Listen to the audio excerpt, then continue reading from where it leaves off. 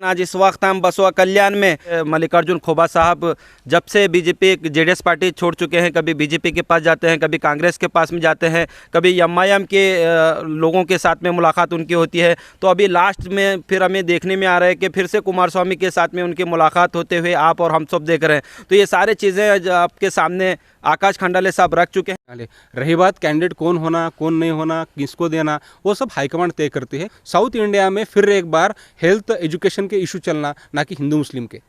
By election में होने के बाद में एमएलए शरणु सलगार बसवा कल्याण के लिए कुछ डेवलपमेंट किए या नहीं किए? बसवा कल्याण के लोग भारतीय जनता पार्टी से थक चुके हैं। भारतीय जनता पार्टी वाले भी थक चुके हैं और बसवा कल्याण की जनता भी जो है भारतीय जनता पार्टी से थक चुकी है। कब कब इलेक्शन आते हैं और कब कब भारतीय जनता पार्टी को क्या है यहाँ से हकाला जाए, यहाँ से निकाला जाए, इस सोच में बसवा कल्याण की जनता है। एमएलए शरणु सलगार जो है प्रधानमंत्री मोदी जी के सच्चे भक्त हैं। जैसे मोदी जी काम कम प्रचार ज़्यादा करते हैं, उसी तरह शरणु सलगार साहब का भी है काम कम प्रचार ज़्यादा। उन्होंने जो है पिछले जो बीनार साहब के जो वर्क थे उसका उद्घाटन अभी भी चालू है, उनका फंड अभी यूटिलाइज चालू है। तो काम एक रहता है, प्रचार उनका ज़्यादा रहता है। और जैसे मोदी साहब के पास भी प्रचार की पूरी यंत्रणा है, उसके शरणु सलगार साहब के पास प्रचार की बहुत बड़ी यंत्रणा है। उन्होंने ये काम करते, ग्राउंड लेवल पे जो उनका कुछ भरीव काम है वो काम अभी तक तो हमको दिखाई नहीं दिया। आप एक डिस्ट्रिक्ट स्पोक पर्सन है, उस हैसियत से आपको क्या लगता है सर कि कौन कैंडिडेट होना चाहिए? कि बसवा कल्याण में जो कुछ भी वोटिंग होगी एचडी कुमार जी के नाम पे होंगी, वोटिंग होंगे बोल के बोल रहे। तो कुमार स्वामी का हमें ये भी दिख रहा है कि पंचरत्न जो योजना प्रोग्राम है ये क्या है सर? जेडीएस पार्टी से उनको टिकट अगर नहीं देती है बसवा कल्याण से यशरफ अली साहब को, तो वो सुनने में आ रहा है बाहर से कि वो कांग्रेस पार्टी या बीजेपी भी ज्वाइन कर सकते हैं यशरफ अली साहब, तो ऐसा सुनने में आ रहा है। तो ये कहाँ तक सही होंगे? कांग्रेस पार्टी के जो यहाँ पे इश्यूज चल रहे हैं, कोई कह रहा है कि बाहर का कैंडिडेट है, कोई कह रहा है कि अंदर का है। ये वेलकम टू इंडियन न्यूज़। मैं हूँ गयासुद्दीन। आज इस वक्त हम बसवा कल्याण में जो हमारे साथ में मौजूद हैं, जो आकाश खंडाले साहब जो जेडीएस पार्टी से डिस्ट्रिक्ट स्पोक पर्सन हैं, तो हम उनसे जानना चाहेंगे कि आने वाले असेंबली इलेक्शन को लेकर होमना बसवा कल्याण में। तो सर हमारे चैनल में आपका बहुत बहुत स्वागत है।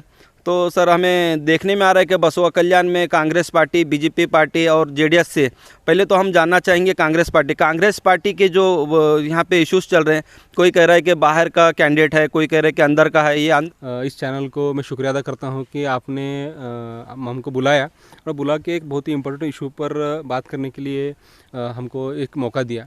देखिए, बाहर का और लोकल का ये जो इशू है ये सिर्फ कांग्रेस बीजेपी में सीमित नहीं है, ये पूरे बसवा कल्याण के लिए आज एक बड़ा सवाल उठा है।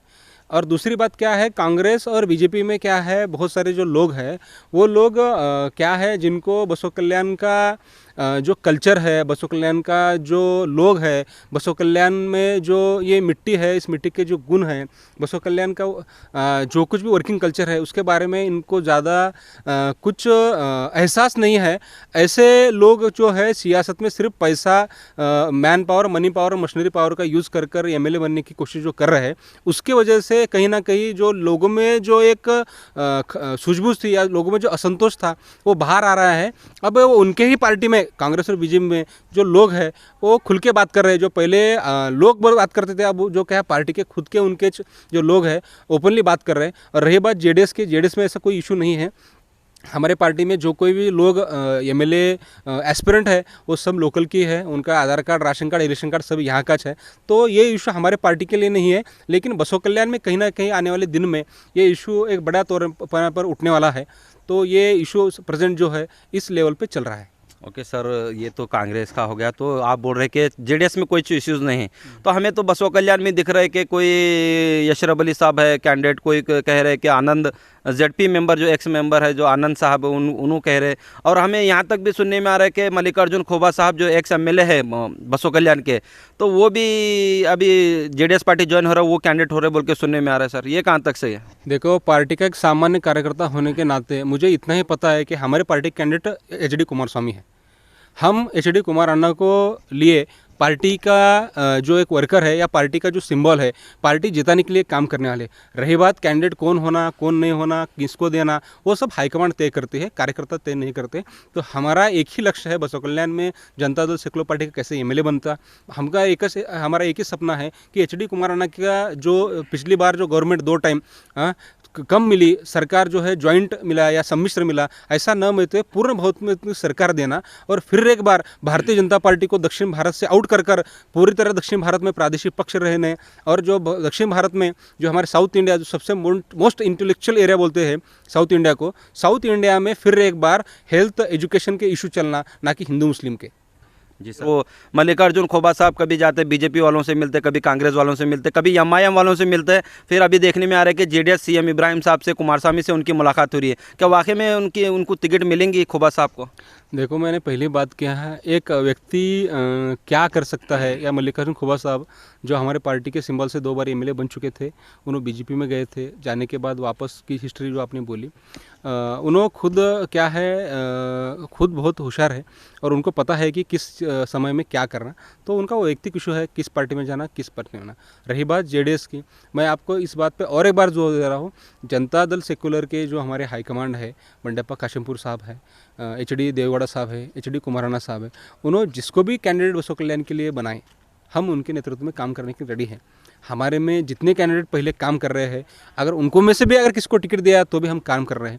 हमारे लिए इशू कैंडिडेट कौन है ये नहीं है, हमारे लिए इशू ये है कि जनता दल सेकुलर को आने वाले जो असेंबली इलेक्शन है उसमें कैसे जिताया जा सके, बूथ में वर्कर कैसे रेडी कर सके, हर वक्त जो हमारे जो ये पंचरत्न योजना है, कुमाराना का जो कार्यक्रम है, घर घर तक कैसे पहुंचाया जा सके, इसके लिए हमको ज़्यादा सोचने की ज़रूरत है, ऐसा मुझे पर्सनली लगता है। आप एक डिस्ट्रिक्ट स्पोक पर्सन हैं, उस हैसियत से आपको क्या लगता है सर कि कौन कैंडिडेट होना चाहिए? मैं आपको जैसे पहले बताया कि हमारे लिए कैंडिडेट लोकल में कौन रहता है इसके लिए हम ध्यान देने वाले नहीं है। हमारे हर एक कार्यकर्ता, हर एक वर्कर, हर एक फॉलोअर, हर एक वोटर्स को यही ध्यान रखना चाहिए कि बसों कल्याण में जो कुछ भी वोटिंग होगी एचडी कुमाराना जी के नाम पे होंगी, उनको देखकर वोटिंग होंगी, उनके प्रोग्राम को देखकर वोटिंग होंगी, उनके जो 2 वर्ष में जो उन्होंने काम किया है उनको देखकर वोटिंग होगी और उनको देखकर ही कैंडिडेट समझा जाए, ऐसा हमारी अपेक्षा प्रामाणिक रूप से है। कुमारस्वामी को देखकर ही चोटिंग होंगी बोल रहे, तो कुमारस्वामी का हमें ये भी दिख रहा है कि पंचरत्न जो योजना प्रोग्राम है, ये क्या है सर? देखिए, मैं आपको जैसे पहले बोला कि कोई भी नेशनल पार्टी कभी भी क्या है इस इशू पे बात नहीं करती, क्योंकि उनको इंटरेस्ट किसमें है, उनको हिंदू और मुस्लिम इशू में इंटरेस्ट है, उनको झगड़ा लगाने में इंटरेस्ट है, उनको क्या है, एक को हिंदू के नाम पर क्या है वोट खींचने में इंटरेस्ट है और एक को मुसलमानों को क्या है बीजेपी आते बोल के डराने के वोट लेके इंटरेस्ट है।